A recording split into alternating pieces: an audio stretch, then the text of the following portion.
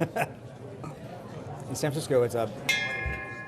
Good afternoon, and welcome to the City Club of Cleveland. I'm Dan Moulthrop, CEO of the City Club. Our guest today is Peter Baker, author of Days of Fire, Bush and Cheney in the White House. We're very pleased to have you here today, Peter. Thank you for having me. Appreciate it. Let me say a few words by way of introduction. This may sound, This may sound like an overstatement, but it's not. No modern presidency has had quite as much in terms of crises as that of George W. Bush. What began in sunny optimism, remember the 90s? Was transformed in just 9 months into his first term. 9/11, the events that followed, would have been enough crisis for any White House, but just think for a moment. There was the Al-Qaeda attack, then the invasion of Afghanistan, the search for WMD, the axis of evil, Valerie Plame, Joe Wilson, and Scooter Libby, the invasion of Iraq, and so on. And then you get to Hurricane Katrina, the Supreme Court moment for Harriet Miers, the Vice President shooting his friend, and on until 2008, the final year of a second term when we all arrived at a global economic crisis. So September 11th was the original Day of Fire, as President Bush told us in 2004. The title of Baker's book, Days of Fire, is a reference to the relentlessness of all of those crises that the Bush-Cheney team faced. Peter Baker is the White House correspondent for the New York Times. He had the same job at the Washington Post before that, and he has 2 other books to his name, The Breach, about the impeachment of Bill Clinton, and Kremlin Rising, which he wrote with his wife Susan Glasser, formerly of Foreign Policy, now of Politico. So we're going to discuss Peter's book and his life in Washington, his work in Washington for the first half of the program, then in the second half bring all of you into the conversation. So let's get started, Peter. Great. Okay, thank you.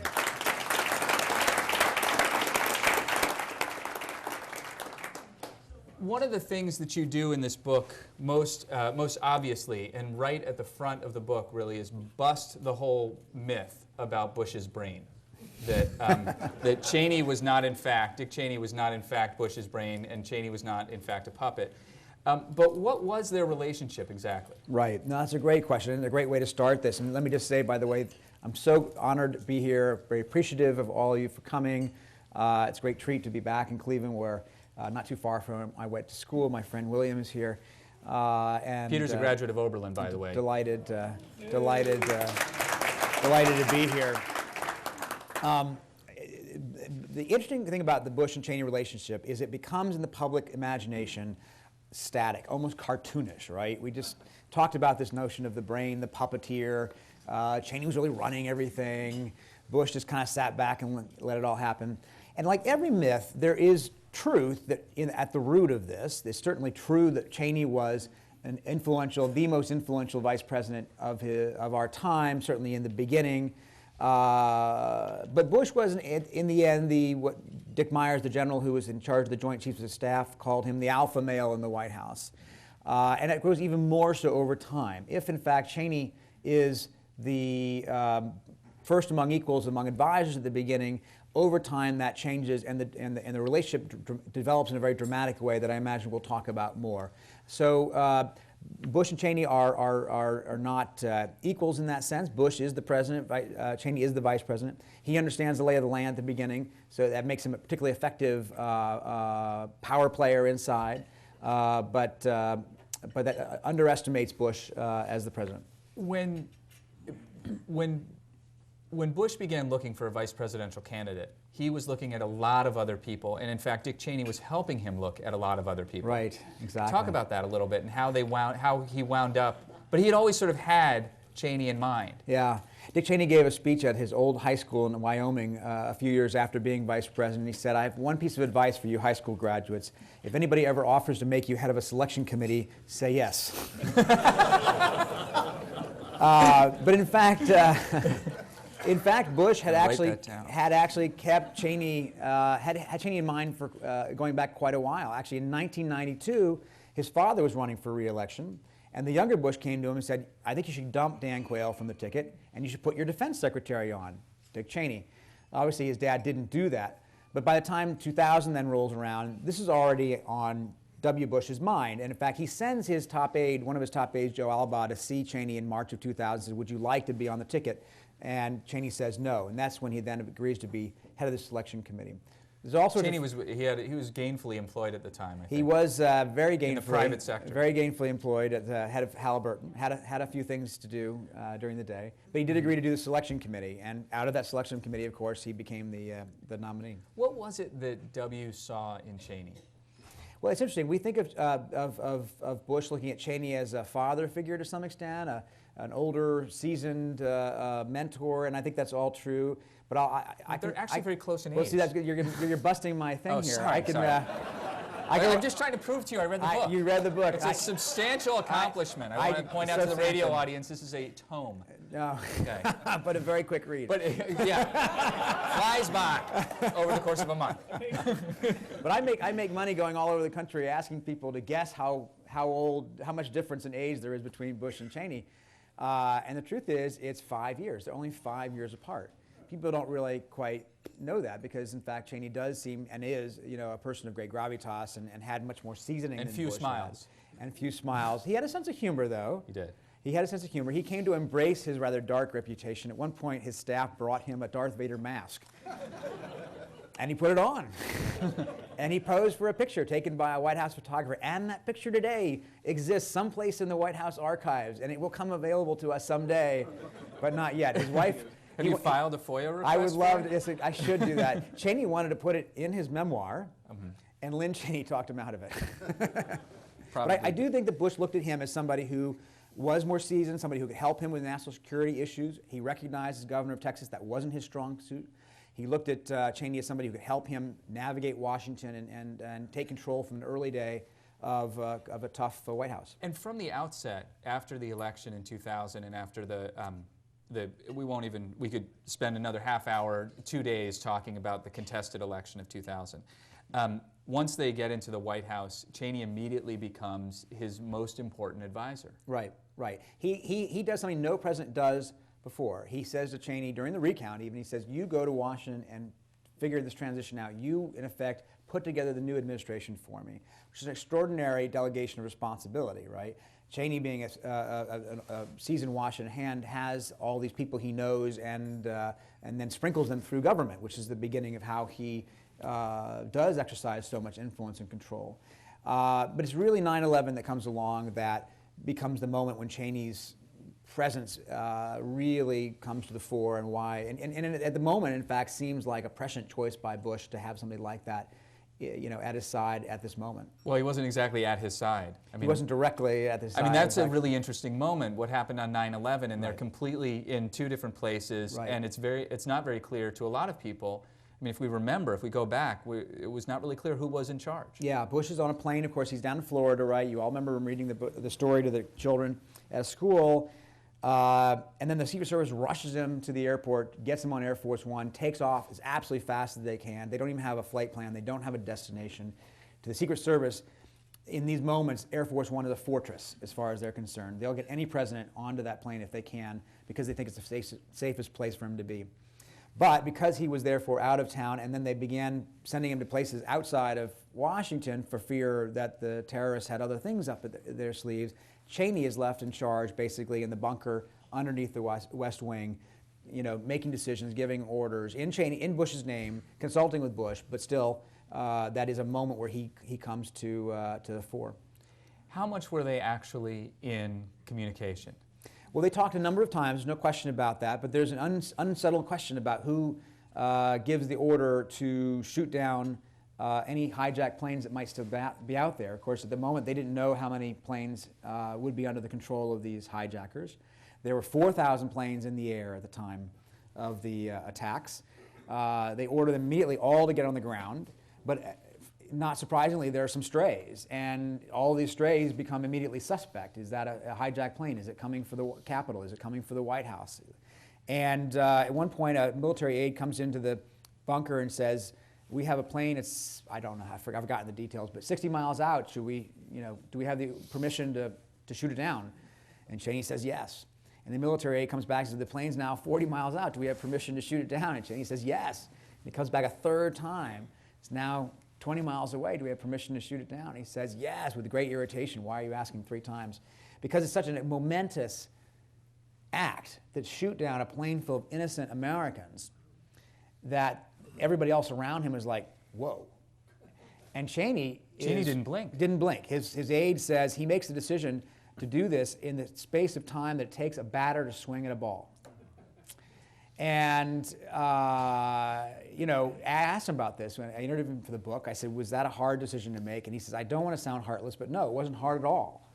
Because given the consequence of a hijacked plane hitting the White House, the Capitol, whatever, the casualties obviously would be so much greater potentially, not to mention the damage to the country in a broader sense, that to him it was a cold and clear calculation. That's a tough choice to make from my perspective. It may be certainly, I don't argue that it's not the right one, but you can imagine a lot of people feeling a little more queasy about it, and he didn't. That was, to him, a clear and easy choice. Now, did President Bush give him the authority to make that decision? That's a question that has been raised. The 9/11 Commission couldn't find a record through all the different logs they looked at of the call that Cheney recalls having a conversation with Bush before giving the order where Bush gives him permission. Does this mean it didn't happen? That's hard to say. You know, in the fog of these moments, obviously, it's easy to see records not completely capturing every moment, everything. The president says that he talked to the vice president before the order was given. Vice president says he did that. Secretary of State Condoleezza Rice says she recalls hearing them talk about it. It's a question that some people will always wonder about, but I don't know that there's a way to completely resolve that. It seems in reading your book, Peter Baker, that almost immediately the Bush-Cheney team is asking about Iraq and whether Iraq had something to do with 9/11, even though all of the intelligence, they could even go back into the stack of paper on their own desks that said bin Laden has has plans to attack the U.S. Right. And immediately they're asking, what about Iraq? How was Iraq involved? Almost assuming, it seems, that Iraq had been involved. Right. Yeah, no, Iraq's on the brain, no question. They come into office. Iraq, at the beginning of the Bush-Cheney White House, is seen as the preeminent strategic threat that they will have to deal with, they think. I don't think they came into office planning to invade, which I think some people must assume today. I don't think that was the case. But were they looking for a reason? Well, they did believe in regime change. It was part of their philosophy, not with American troops on the ground, but if they could find some other way to do it, they would have been happy to do it. They were trying to find ways of rejiggering the sanctions. They had the no-fly zones. We were, in effect, sort of at war even then with Iraq, which was sometimes shooting at our planes, and we were shooting back. But yes, 9/11 happens, and they immediately asked this question. And Donald Rumsfeld, on the day of 9/11, hours after his own building has been hit by a plane, says to his aides, let's think about hitting Saddam Hussein at the same time we hit bin Laden. Now, to me, it doesn't seem like an unreasonable question to ask the question. What's interesting is the determination to not accept some of the intelligence as it develops over weeks and months to come. It doesn't seem unreasonable to ask the question, is Iraq have some involvement in this? Yes, because you'd want to know who has involvement. Yeah, of course. But Rumsfeld's suggestion is very different than just asking the question. Yeah. He's laying out a plan right there. He's planting a seed for a plan to use this as an excuse. He's thinking through what are they going to do. Is that too hard to say? Is that am I overstepping by saying he's already looking to use this as an excuse to attack Iraq? Well, excuse is a particular way to frame it. I think that they're beginning to think at this point about what do they do with this moment of peril in facing the country, and do they take out different people that they think are threats, even if they didn't necessarily had something to do with 9/11. And I'm not surprised that that floats through their conversation, given where they had come from at that point. Where they had come from?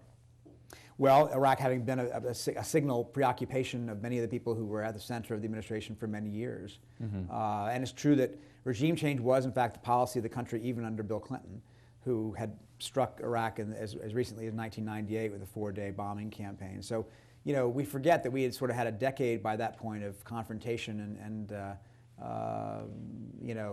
shadow boxing with Hussein, and as Bush famously said, he tried to kill his father. So this is on their minds, no question about it. We can't go through the whole chronology because it will take more time than we have, and we won't actually necessarily understand better just by going through the chronology what it was that happened. But let's talk about some of the people who were a part of this team. Rumsfeld, you just brought up Rumsfeld, but this was in, Doris Kearns Goodwin refers to Lincoln's cabinet as this team of rivals. And Right. in a sense, this was a team of rivals as well. Colin Powell, Condoleezza Rice, Rumsfeld, Andy Card, and others. Bush did not manage them the way Lincoln managed his team of rivals.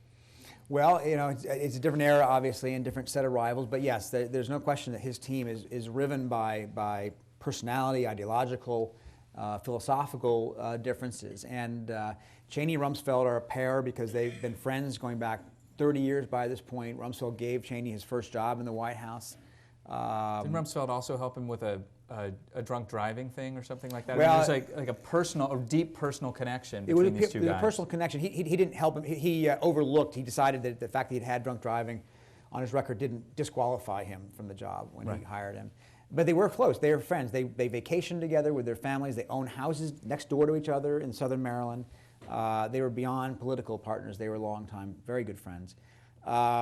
And Condoleezza Rice and Colin Powell arguably were on the other side of this, if you want to divide it that way. At one point, Condoleezza Rice is walking through the colonnade of the White House with Rumsfeld, saying basically, how did we get so, after some fight over something, how did things get so bad? I thought we got along. And Rumsfeld says, yeah, I don't understand it either. I've always thought you were bright. And he meant that in a good way, but she really took it in a bad way, and there was this friction that just they just didn't connect. They didn't sync, and Cheney and Bush from time to time would get annoyed by it, exasperated by it, but frankly didn't really sort of crack heads and say enough of this. We gotta stop this. Where does Powell fit in? Well, Powell, of course, is the at that point Powell is an interesting figure because he is the most popular Republican in the country, more so than the president. Right? Mm-hmm. He has a standing that makes him independent of the president in that sense. And there's this wariness, I think, on the part of the president as people of Powell, because he obviously is more philosophically in the middle or to the left of them. And he finds himself ultimately boxed out by Cheney. As Secretary of State, he has this bigger stage as well. Yeah. Colin Powell does. He does. And at that time, Condoleezza Rice was the National Security Advisor. And it's interesting that the two of them would see eye to eye about the security of the nation, and yet the Secretary of Defense and the Vice President would really have another agenda. Well, and they really seem pretty inflexible, according to your reporting, pretty inflexible on accepting their analysis of what the situation might be, whether it was Iraq or Afghanistan or the Middle East. Well, they have very strong views. There's no question about it. And Condoleezza Rice was left in the position of being basically, look around her, right? She's trying to manage the National Security Council, but the people she has on the team are 800-pound gorillas, right? She's got a vice president who had been Secretary of Defense, White House Chief of Staff, longtime member of Congress, member of the Intel Committee. She has a Secretary of Defense who had been White House Chief of Staff and, oh yes, Secretary of Defense before as well as a member of Congress. She had a Secretary of State who'd had her job in the Reagan administration, National Security Advisor, as well as being four-star general, chairman of the Joint Chiefs of Staff.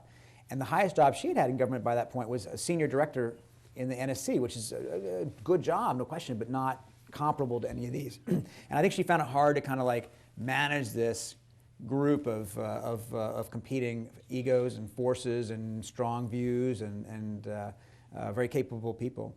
And Cheney was able to use his mastery of Washington to advance his ideas and to outmaneuver the others who weren't as skilled at it.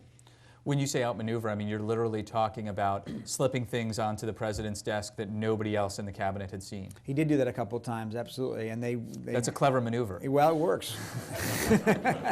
It works. But now here's the question, right? So people look at that and say, okay, aha, so he's really manipulating the president. I think what we really see actually is he's pushing on open doors. Mm-hmm. Bush wouldn't have gone along with him on these things if he didn't agree with him. And in fact, Bush pushes back, even in the early days when the two of them are copacetic for the most part, and when Cheney's influence is at its maximum.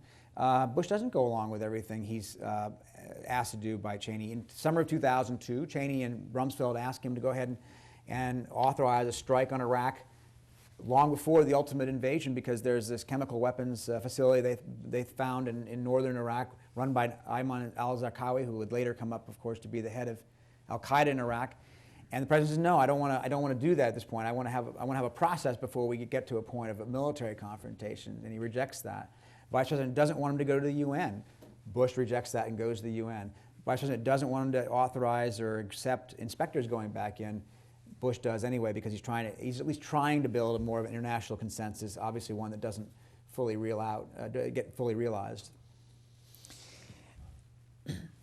When you look at those 8 years, as somebody who was working in that White House, day in, day out, and watching these people, not just in press briefings, but moving through all of these crises, and you're looking back, what interests you the most? Well, I mean, I do think what interests me is how Bush and Cheney began moving apart, because in fact they had seemed, Colin Powell's theory of Cheney was that, we often hear people say, well, Cheney became more conservative. I don't think that's true. I think if you look at the record, he was always conservative. He worked for Ford, who was a moderate. He worked for Bush 41, who was a moderate. So and he had a very moderate demeanor, right? He would go on and meet the press. He's very, very impressive in these settings. He's low key. He has the same voting record as Newt Gingrich, but he's not bombastic. He doesn't have that sort of style. He's very reassuring, at least until later years when his reputation changes.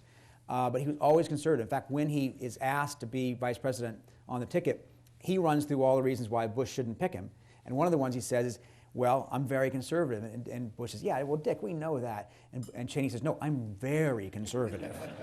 And Powell's theory of the case was, in these previous roles, he had other people around him who served as checks and balances, in effect, right? Strong figures like Ford, like Bush 41, like Powell when he was chairman of the Joint Chiefs, like Brent Scowcroft, Jim Baker. And so Cheney's conservatism was balanced by people in the administration who didn't agree. In this administration, he found a like-minded partner. Bush agreed with him. This was not a case where, what's interesting then is how that begins to go in different directions. By the second term, when Iraq has gone bad, there are no weapons, Bush begins looking for a way to turn things around, to repair relations with the Allies, to create a legacy that will outlast his administration. And that's where Cheney finds the approach worrisome and, in his view, a betrayal of the principles that they had at the beginning. Was there a moment where the split began to really reveal itself? Yeah, there's no single moment that I found. There's a succession of moments, like most things in life, right? Mm-hmm. It's an evolution. Even small things are not small things. Even things that we don't think about as being about Bush and Cheney, like Katrina. Bush asked Cheney to take a role in Katrina to head a task force on rebuilding, and Cheney basically says no. He didn't want to do that. He didn't think it would be. He didn't think it would actually be meaningful. He thought it would be a figurehead thing, and he didn't want to be involved in something that was kind of for show. But that's a pretty interesting thing to say no to your president. Even the shooting incident, there's this friction over the fact that the vice president doesn't immediately announce this to the public what's happened. This was he was at a hunting party in Texas. In Texas, right? He accidentally shoots his friend Harry quail Whittington. Quail hunting. And Harry Whittington wasn't like a close friend. He just happened to be on the hunting party. He was actually closer friends with Bush 41. Very literally the wrong place at the wrong time. The wrong place at the wrong time. And even Laura Bush becomes annoyed that the vice president's people haven't put this out publicly. She has her people call. She learns from her Secret Service people, because the Secret Service people all know everything that's going on. And she has her people call back to the White House and say, well, have you gotten this out? What are we doing? And they're like, what are you talking about? They didn't even know the vice president had been involved as the shooter. They knew there had been an incident, but not that he had been the one who had pulled the trigger. So each of these, sometimes these little moments that begin to push people further and further away. And I think within the White House, after that shooting incident, for instance, as a reporter, I began hearing staffers say things about Cheney, make jokes about Cheney, rolling their eyes about Cheney that they never would have done a year or two earlier. Somehow the mystique began to fade away, and he was no longer sort of this all-powerful force, but a more mortal figure, if you will. What do you think the impact on the presidency is of that relationship? And because it's very clear that Cheney was unlike any other vice president in history in terms of the power that he wielded and the influence that he had. I mean, am I correct that he's unlike any other? I think that's right. No, I think, look, the history of vice presidencies is a pretty sorry story. I mean, there are those who become president. Not worth a bucket of some bodily fluid. Right. John Garner said that, and John Adams says, I am nothing, but I may be everything, right? Right. So, one day. It's a little...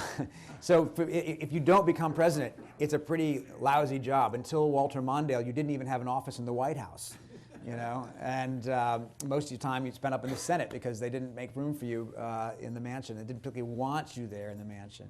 And what made Cheney unique, among other things, was he was the first vice president in modern times, really since the 20s, who came into office without planning to run for president, and that made him different. See, so most of the time, president and vice president, they may be close, they may not be, they may have been rivals for the nomination. They're two ambitious people. And those ambitions, by definition, kind of rub away at each other like tectonic plates under California. In Cheney's case, that wasn't an issue. His power, in part, was by being deferential, by subordinating himself to Bush.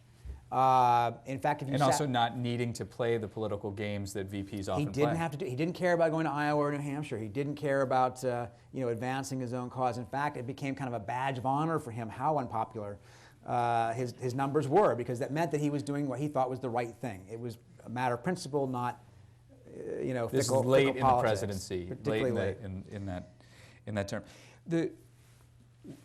What has the nation learned? What has the nation learned from the Bush-Cheney White House? Well, it's interesting, right? I think for a long time, people wondered whether Bush's policies would be rejected because, in fact, his own numbers had gone so far down by the time he left. He had so many troubles. Iraq sucked the oxygen out of his second term in particular, made it so hard for him to get anything else accomplished. He had ambitions for his second term, big ones, Social Security, immigration, tax reform, none of which went anywhere because there was no political will to do anything while the war was going so badly. But what Bush did in his second term was... And the strong vision of democracy around the world. A strong vision of democracy around the world he articulates in the second term inaugural address, this idea of ending tyranny. Very idealistic and trying to pivot foreign policy to be more values-based, not just interest-based. But he does an interesting thing in the second term. What he does is he begins to, he pushes more toward diplomacy on Iran, North Korea, Syria. He begins to compromise more on some of the terrorism policies that were so controversial in the first term. He goes to Congress, partly because he's under pressure from the courts and so forth, but he goes to Congress on surveillance, on military tribunals, on detention policies, interrogation policies. There's no waterboarding after 2003. He actually sends home, he actually gets rid of more prisoners out of Guantanamo than Obama has in the 5 years since. He closes the CIA black site prisons. He begins to try to build a more, what he thinks will be a more sustainable national security architecture that the next president will keep. And essentially that's what happens, right? President Obama runs against Bush's first term, but inherits Bush's second term. And so when he comes into office, a lot of the things that he inherited, despite his campaign rhetoric, he ends up keeping in some fashion or another. He makes some modifications, he makes his own changes. He's definitely different than Bush, no question. But he keeps the drone warfare. Guantanamo obviously is still open. Surveillance. Surveillance, which we've seen debated so much these last few months, began the Bush White House, and obviously Obama didn't change it. In fact, if anything, he may have upgraded. It's been enhanced. So I think that Bush can argue that he set the architecture for national security for the new era in the way that Truman did it for the Cold War back in the 40s and 50s. David Frum writes that in this book you neither accuse nor excuse, and it is very even-handed. However, you may be alone among the entire U.S. population in professing to not have an opinion about George W. Bush. So I'm not going to say where do you come down, but how difficult is that to maintain the objectivity that we expect of a journalist of your stature at a place like the New York Times? Well, look, obviously it's pretty hard to be neutral or to write a neutral book about two people about whom nobody is neutral. You're right. And my publishers, were very clear. They said, it's okay if you want to write a book saying Bush is terrible. It's okay if you want to write a book saying Bush is great. Just don't write a book down the middle, because it doesn't sell. But in fact, that's what I love about the publishers is that despite that, they accepted a book that did in fact try to down the middle. Available in bookstores near you. That's right. So they embraced the idea that a neutral history is important. And that's not to say there are not judgments or analysis, and here there are. We should make some analysis of what happened and why. But broadly, what I try to do with the book is take you in the room so you can see what happened, how they made the decisions under the moment, in the circumstances of that moment, and then we can all make our own judgments. There's nobody in this room that needs me to tell them what to think about Bush or Cheney. But what I hope I can do is provide information about what it looked like and how they came to the decisions that they made. It is a remarkable perspective. I mean, you do feel that you're there for his colonoscopy, literally.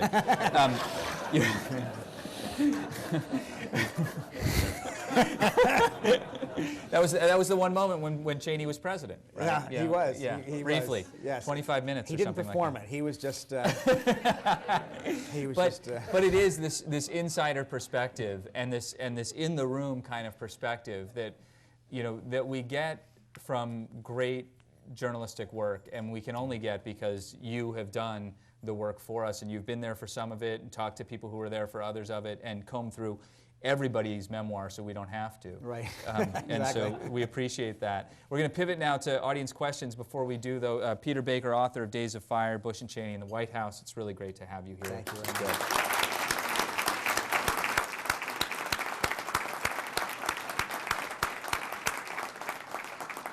Some quick housekeeping before we get to your very important questions. Today at the City Club of Cleveland, we're listening to a Friday forum featuring Peter Baker, White House correspondent for the New York Times, and author, as I said, of Days of Fire, Bush and Cheney in the White House. Please get your questions in order. Make sure they're questions. Make them brief. Make them smart. No pressure. We welcome all of you here and those joining us via broadcast on WVIZ PBS, 90.3 WCPN, and 104.9 WCLV Idea Stream, WTAM, or one of our many other broadcast partners across the country. Broadcasts of the City Club are made possible by Cleveland State University and PNC, and our live webcast is supported by the University of Akron. Next Friday's program with the president of Kenyon College, Sean Decatur, is sold out, but there are several other upcoming programs you can check out in your printed program and on our website, cityclub.org.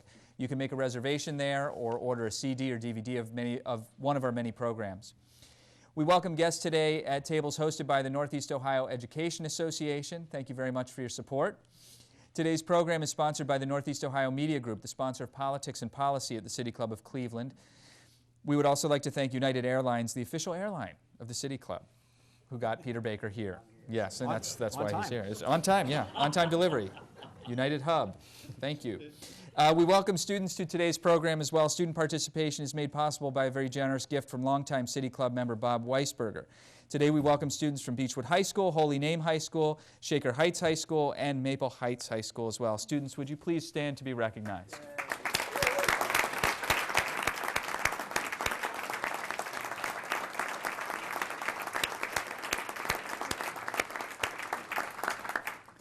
Now we would like to return to our speaker for our traditional City Club question and answer period. We welcome questions from everyone, including guests. Holding the microphone are two members of the City Club team, Carrie Miller and Kirsten Pianka. Our first question, please. Two questions for you, and I'll let Only you one. decide which one you want to answer. First question is about the fiscal crisis we had, and how much impact did it have on Bush, or Bush ability to manage it, or was it a total Paulson deal? Mm-hmm. Second question is, I had a conversation with General McChrystal, and I said, what if you could go back and change on September 12th? What would you do? And his answer were he would have had 1,000 Arabic Pashto-speaking people learn in over a year, right. Have a study group, does all kind of things before he would make any decisions about that. And he said he would do the same for Syria. What are we doing as a country to better understand more problems that come up rather than reacting on a short-term basis? No, two great questions. The first one, real quickly, I mean, by the time the financial crisis happens and President Bush is in his 8th year, he recognizes that his own public credibility is challenged, right? His numbers are bad, and he does, in fact, turn to Hank Paulson as sort of the front man to sell to the country this very, very tough pill to swallow, the idea that the government's going to have to, we, the taxpayers, are going to have to front these Wall Street guys so much money, given that the trouble that they themselves had caused. It's a lot like what he did with Petraeus in Iraq. What Bush does, in both these instances, he finds somebody that he trusts, finds somebody he thinks is capable, he empowers them, and then he has them go out front to make the case to the country, in effect, because he recognizes his own vulnerabilities and challenges politically at that moment. But David Frum, who you mentioned, had been President Bush's one of his speechwriters, and later became a pretty tough critic as well, so he's an interesting figure, said that he takes these two instances, the surge of troops in Iraq and the TARP response to the financial crisis, and he sees those as two of Bush's most courageous, daring decisions as a president, right? He flies against all public opinion to do what he thinks is the right thing to salvage two terrible situations, right? And in both cases, arguably, they worked. But then what, of course, David says is both of them came after periods of antecedent neglect that got us to the point in the first place. Why do we have to send a surge? Because things had gone so badly for the 3 years prior to that. Why do we have to have a TARP? Because, in fact, the government failed to recognize the crisis that was coming. And so Frum's analysis, which I think is an interesting one, is that Bush is sort of at his best when he's cleaning up his worst.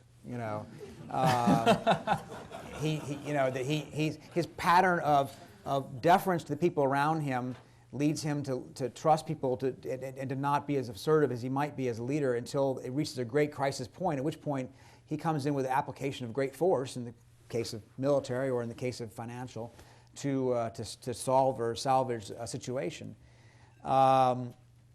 Your second question is a great one. I don't have a great answer for you.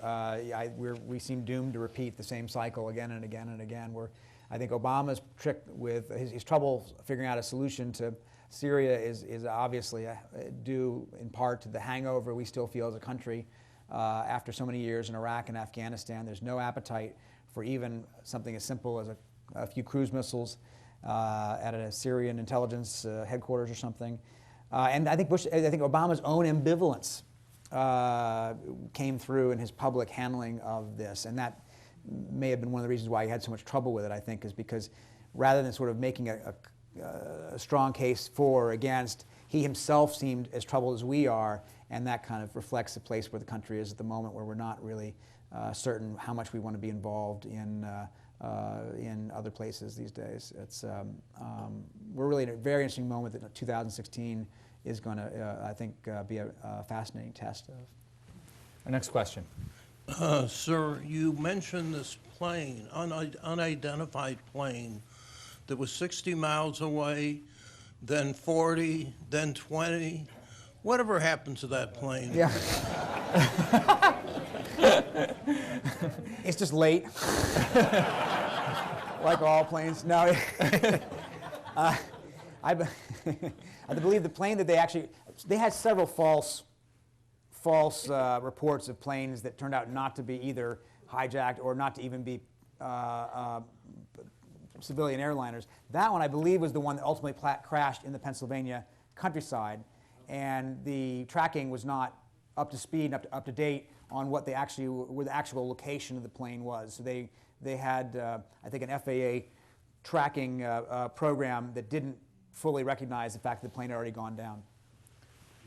Our next question. How much of an influence did Cheney have on creating the Patriot Act? Oh, that's a good question. He did. I don't think that was his, he didn't spend as much time on that as some of the other issues. John Ashcroft, who was the Attorney General at the time, was really the sort of the primary author of a lot of the things in the Patriot Act. What Cheney did, though, in that same period was he was the one who came up with the commissions, the military commissions that they wanted to use to try enemy combatants. He's the one who helped basically come up with the surveillance program that later became so controversial, was secret for several years. So he's definitely involved in creating a lot of the policies that came in that period. And the torture policy. I mean, it wasn't torture, right? Interrogation, enhanced interrogation interrogation techniques. It's enhanced interrogation, yeah. I asked him about that. It's interesting. Today, obviously, we look back at that, and that's an issue of great debate and consternation, and a lot of people feel very strongly about that. You hear, war crimes, all that kind of thing. And I asked him about that. I said, well, tell me about your thinking about that. And Cheney's view, you have to understand how he looks at it, you have to see it through his eyes. He had spent the 80s doing these continuity of government exercises where every year he was spirited away to some mountain retreat to play act as if the government had been destroyed by a nuclear attack. This idea of an apocalyptic danger to the country was something that had been on his mind for years. So 9/11 comes along, and it seems like the manifestation of everything he had long feared. And in fact, he thought could be much worse. 19 guys with box cutters didn't compare, in his mind, with the bugs and gas, as he liked to put it, or the nuclear possibilities that he saw out there. And so to him, the idea that we would be squeamish about, waterboarding 3 people in light of what he thought, or at least argued, was an existential danger to the country, seemed like not the trade-off that, to a lot of people, it seems today. And I asked him about this during the interview. I said, okay, I understand your logic. It's the ticking bomb argument. It's the Jack Bauer argument, right?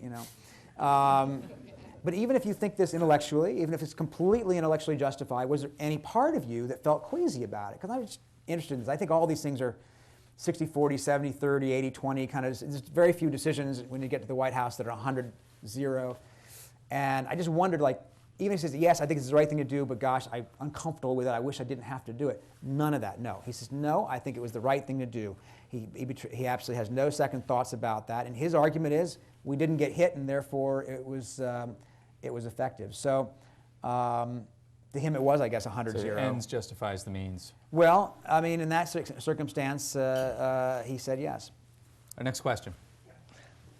I recall watching Colin Powell's very compelling address to the United Nations, in which he made a case for taking action against Iraq, with pictures of the buildings that the bombs supposedly were kept in, and a number of other very convincing factors. My question is, was he being a good soldier? Did he believe what he was saying?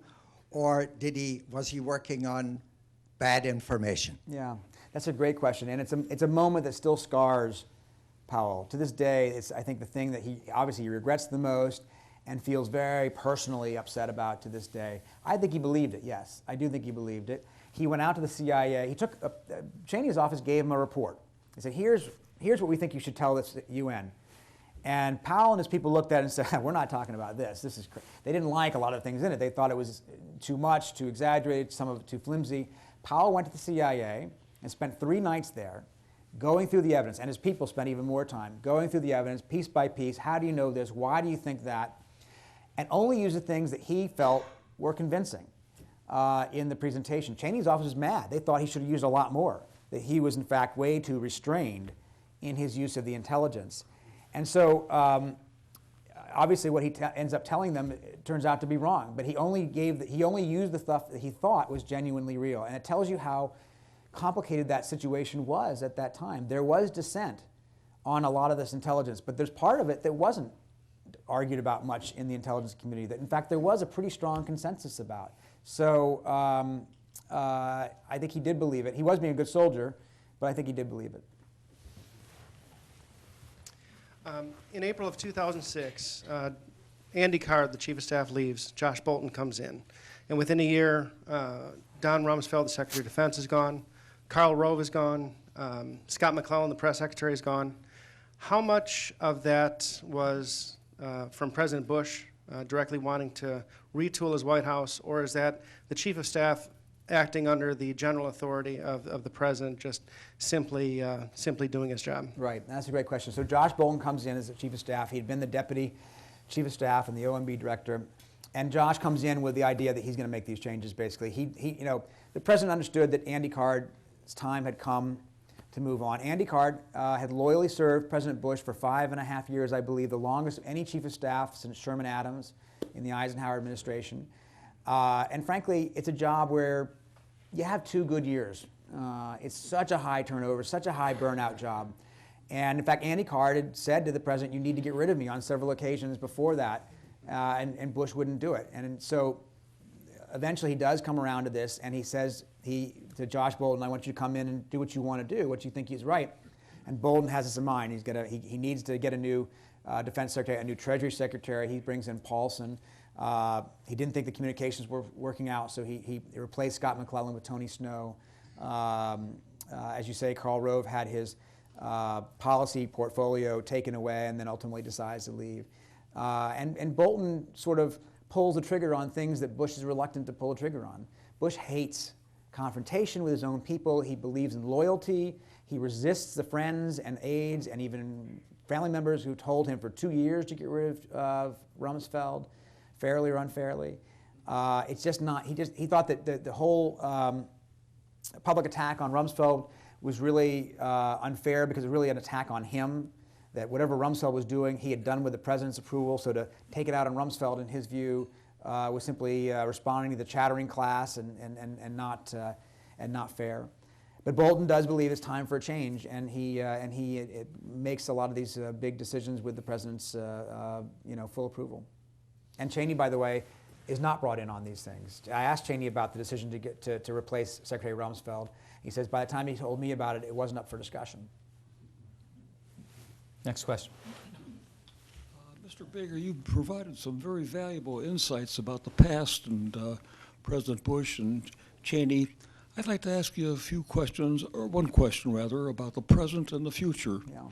And it sort of goes back to the experiences you've had as a very, very fine correspondent for prestigious news media in Washington. And that is the present influence of the Tea Party. To what extent do you think the Tea Party, at least in the House of Representatives, has now become the Republican Party? Mm-hmm.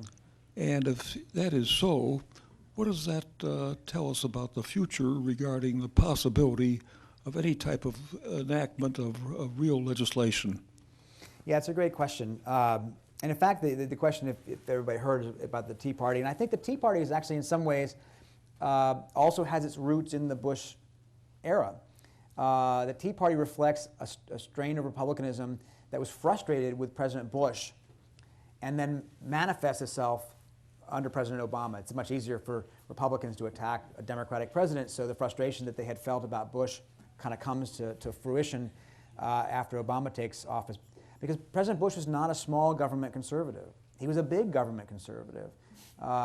He expanded Medicare to cover prescription drugs. He believed in a strong federal role in education, while other Republicans wanted to abolish the Department of Education. He expanded spending, and people obviously have pointed out that deficits returned on his watch. And obviously the national security infrastructure he built was a pretty expensive and a big government kind of thing as well. So the Tea Party in some ways is a response to President Bush's era, and I think he's concerned about it sitting in Dallas today, although he doesn't express that publicly. He's very worried, I think, particularly about the isolationism streak that he sees out there. He talked about this at the end of his presidency. Thinks that's dangerous, thinks that we should not retreat from the world simply because things have been difficult. We would simply be planting the seeds for future danger. Has it become today's Republican Party? It's certainly part of it. We saw the other night, obviously, Chris Christie won handsomely in New Jersey. He's going to be the anti-Tea Party candidate, in effect, in 2016. Can he convince a party that is feeling so strongly anti-Washington that he represents their interests when he's seen as a more moderate figure is a very big question. I equate the situation a little bit to the late 70s, 80s, early 90s, when the Democratic Party was trying to find itself again after the troubles that they had with McGovern and so many different losses at the presidential level. And it takes Bill Clinton to come along to sort of reposition the Democratic Party and kind of bring its warring wings at least somewhat more together. And at the moment, the question is there somebody like that in the Republican Party who can bring these factions together again? I'm not sure. That's a very good question. It may take a few more years to see that play out. And so, no, the question is if there's a lot of legislation ahead, I'd say no, not a lot. Nothing meaningful. You talked about how there's a lot of friction. There was a lot of friction in the cabinet. Do you think that Cheney had a role in picking people who he knew may be contentious to further his agenda? Well, I think he picked people he thought would be his allies, no question about that. They had, Powell was the first one picked, right? Powell was so, had so much credibility in the country that Bush felt no choice but to have him, in fact thought it was a benefit to have him as Secretary of State. But the day he's announced as Secretary of State, Powell gets up and gives sort of a little speech at his announcement that becomes sort of this bravura toward of the horizon that begins to worry the Bush and Cheney folks. He's so commanding in his presentation and so unrestrained, let's say. He wasn't a staffer, let's say, in his presentation, that Cheney looks at that and the other people around him look at that and say, we got to figure out how to balance this guy with somebody else. That's how Rumsfeld comes in. Rumsfeld is strong and he can balance out Powell. Bush's first choice was actually a senator named Dan Coates, and Bush decides, no, Coates doesn't have the wherewithal to be a counter to Powell. So he sets it up as this team of rivals, in effect, from the beginning. The question. Thank you. Another question?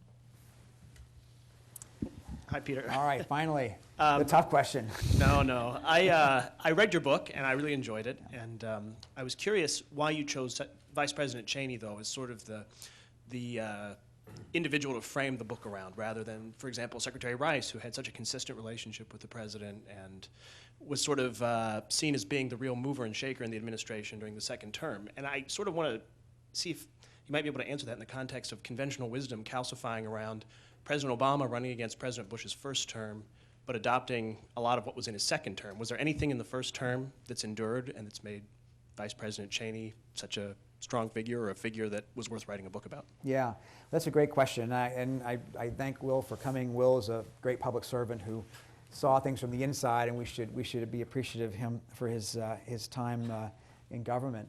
And knows more than I do, so always dangerous to get a question from somebody who knows more than you do. Well, I think your idea, Days of Fire, Bush, Cheney, and Rice in the White House would have been an interesting book. And I think you're right, because Rice, in a way, becomes, she supplants Cheney to some extent in the second term. She becomes Bush's right-hand person as he pivots in that second term. He empowers her by making her Secretary of State. She's set up, in effect, to take on Cheney.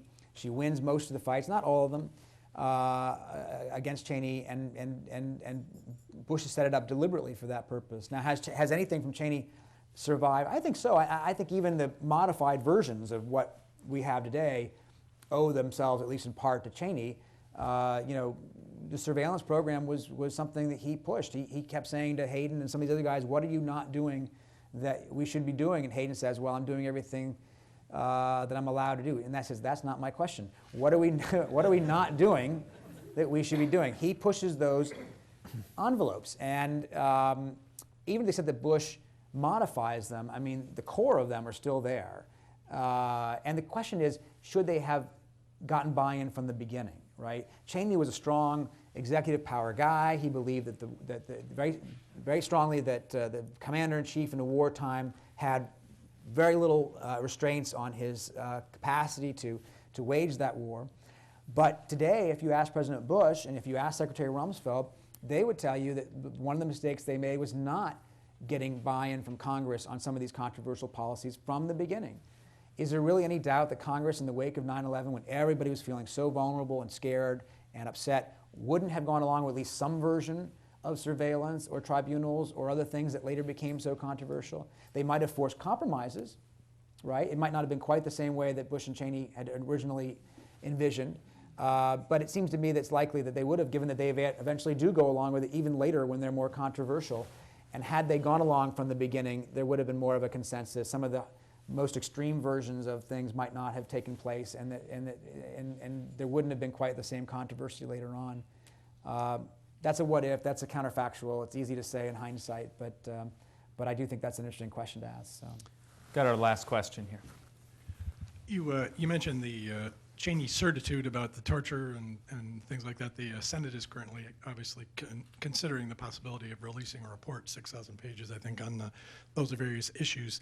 So my question is, what was your sense of how figures in the administration, Cheney and otherwise, felt about the possibility that their successors would go hard on investigating what had happened. Obviously, it turned out that Obama looked forward and not backwards, and indeed Eric Holder, who in theory could have had the independence to investigate them for such crimes, decided not to do anything. But Right. But how much confidence did they have that they would essentially be in the clear? Yeah, that's a good question. You know, there was conversations in the White House early on after 9/11 that some of the things they were doing they understood would be controversial later. And there was conversation to the effect of, you know what, if we have to pay a price later, we'll pay a price later because we feel like, you know, in this moment we have to do what we have to do, and so be it. We'll take what we have to take later. But you're right. I mean, you know, Obama chooses not to go back and really look at this and figure out what happened. The one thing he did authorize Eric Holder to do was to reinvestigate some of these CIA officers for some of the specific interrogations, and ultimately they didn't prosecute those. But that does drive Cheney makes him pretty upset after leaving office, and that's what kind of brings him out of his undisclosed location to become such a fierce, you know, critic of President Obama. And he sees that as a betrayal of CIA officers who were told, this is legal, do it. And suddenly now, in his view, they're being told, wait a second, now it may not be legal. And I think you're right. I mean, he's worried about the CIA officers, but that's also an extension of, you know, the decisions that he made, that President Bush made, that people around him made. Today, there are certain countries they don't visit. You know, I mean, President Bush, I think, canceled a visit to, I'm forgetting exactly where in Europe, because after there was talk about, you know, would they be prosecuted there? I don't think they had any assurances from President Obama that they wouldn't, you know, look at this stuff again. But you know, real quickly. But I mean, the history of this. Very quickly. The history of this in American wartime is presidents tend to go further than they would go otherwise. Adams in the Alien and Sedition Act, Lincoln in suspending habeas corpus, FDR and interring the Japanese, Wilson jails a man who ran against him for president, Eugene Debs, for criticizing the war. Debs almost spoke here. Is that right? Yeah. Is he still around? No. Oh, okay. That would be a great interview. It would be a great interview. You know, and there's so much more to talk about. But my one sentence. One sentence. My one sentence is that we as a society then pull back. We, after the immediate crisis ends, after the war ends, we have a way of saying, okay, that was too much. We don't want to do that. And I think that's what's happened in this case as well. Yeah, we haven't pulled back that much, though, on the surveillance stuff. On the surveillance, and we that's a haven't. topic But for another conversation. Peter Baker is the author. The book is Days of Fire, Bush and Cheney in the White House. The venue, if you're listening on the air, is the City Club of Cleveland. Peter Baker, thank you so much. Thank you. Sorry to go over. No, that's okay. It's okay. This City Club Forum is now adjourned.